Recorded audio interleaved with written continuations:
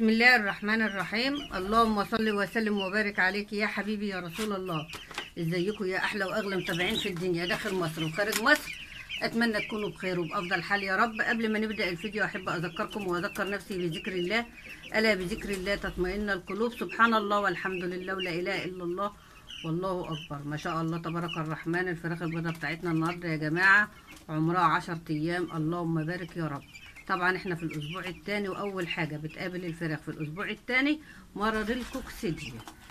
يعني هو بيجي يظهر عند الفراخ في الاسبوع الثاني، ده نتيجه طبعا ان الفراخ بتنقر في الارضيه، ومن هنا بقى يبتدي يظهر الاسهال عند الفراخ بجميع انواعه، بدايه من الاسهال البني للابيض للاخضر للدموي اعزكم الله. وده اخطر انواع الاسهالات اللي بتؤدي لنهايه الدوره وهلاك الفراخ.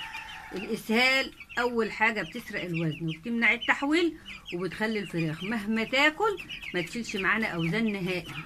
هتاكل وهتستهلك في العليقه بس مفيش اوزان، لان دايما الديدان بتاع الكوكسيديا بتنهش في امعائهم، وزي ما قلت لكم بيعمل نزيف دموي عند الفراخ.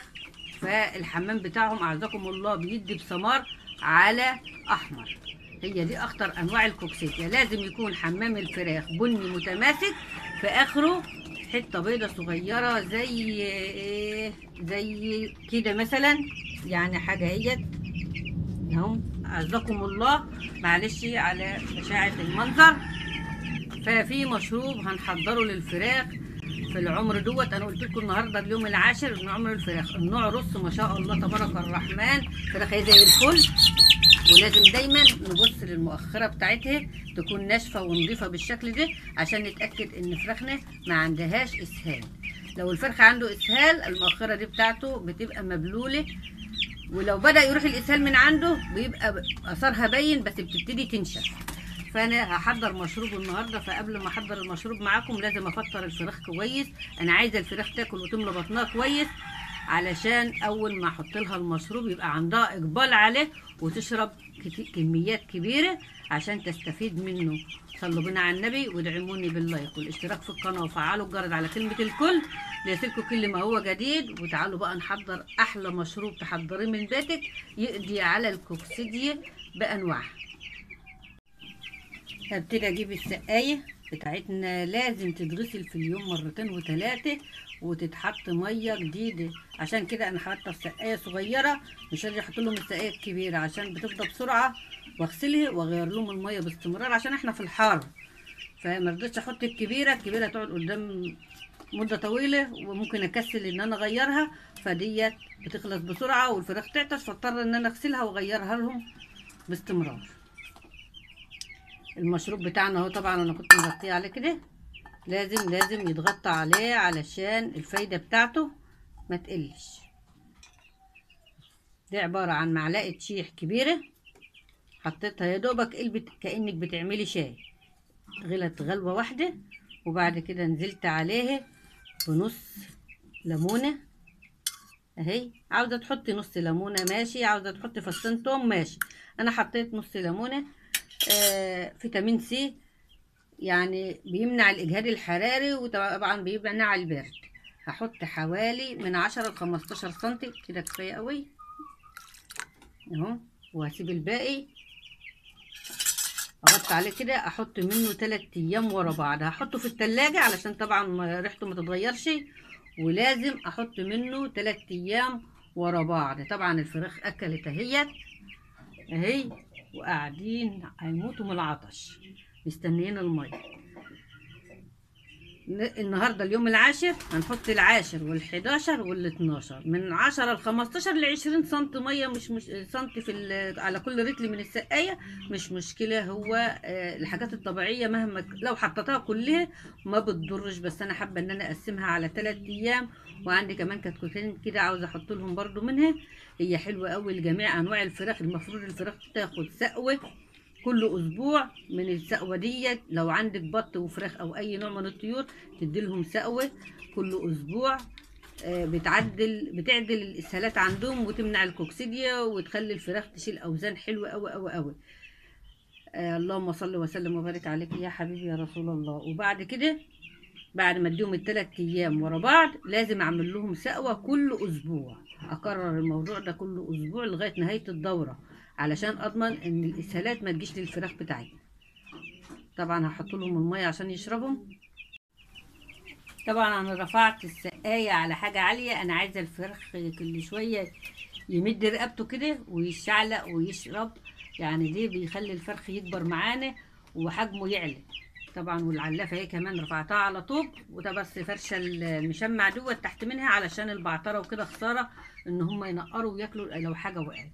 ما شاء الله تبارك الرحمن، يعني كده الفراخ كلت وشبعت.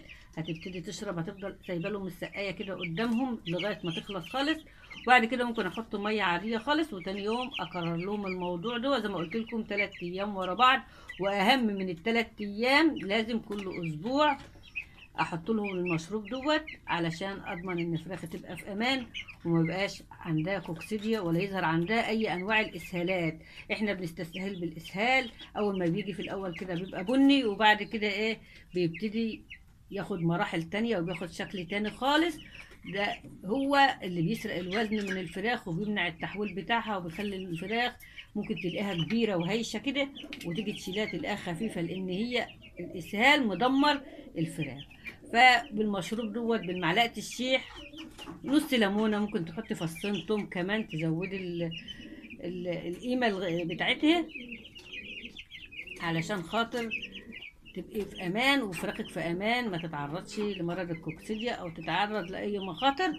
احنا في الحر طبيعي، وهو الحر عامه بيخلي الفراخ يجيلها اسهال، فلازم ناخد احتياطاتنا علشان يبقى التحويل جيد. والفراخ ما شاء الله زي ما انتم شايفين اهوت، العمر 10 ايام ما شاء الله، اللهم بارك. النوع رص، يعني الحمد لله رب العالمين. لغاية دلوقتي الفراخ ماشية معايا 10/10، ما فيش اي مشكلة نهائي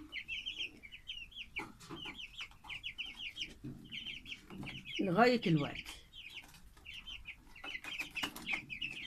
الفراخ بقى من هنا وجاي ابتدي احط لها وجبه واحده الصبح ووجبه اخر اليوم.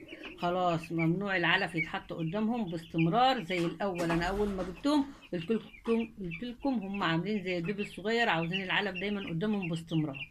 لكن الوقت خلاص، هي وجبه الصبح احاول احطها لهم بدري على قد ما اقدر، وبعد كده الوجبه بتاع اخر النهار، يعني بعد صلاه المغرب كده وعليكي خير تطلعي تحط لهم الوجبه التانية.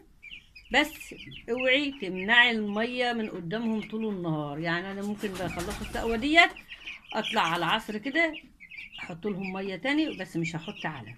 لازم الميه تفضل قدامهم باستمرار طول النهار علشان الحر ما يدمرش الفراخ.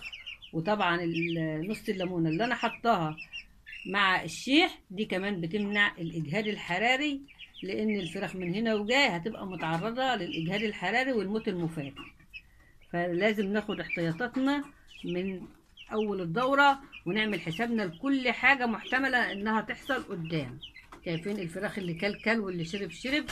يفضلوا بقى ايه ياخدوا راحتهم كده، لما للمغرب ابقى اطلع اعلفهم العلفة التانية. وده كان فيديو النهاردة، اتمنى يكون نال اعجابكم، وتدعموني باللايك والاشتراك في القناة وتفعلوا الجرس على كلمة الكل ليصلكم كل ما هو جديد. والسلام عليكم ورحمة الله وبركاته.